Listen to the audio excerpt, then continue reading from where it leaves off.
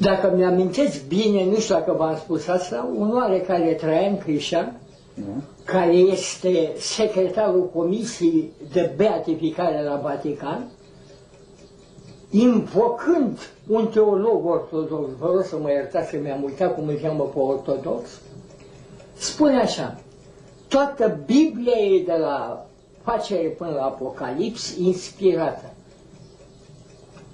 dar nu e toată revelată și nu e toată canonică, adică nu sunt canoane obligatorii pentru credincioși.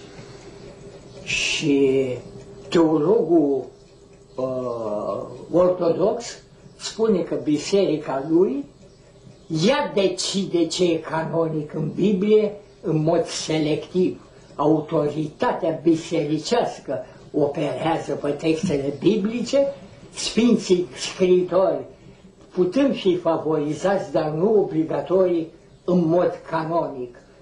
Așa cum că, de pildă, textele presupuse ca fiind revelate, adică direct dictate de divinitate, alea sunt obligatorii pentru credință. Da, mă gândeam că biserica este abuzivă aici, nu? Nu este, e autoritară.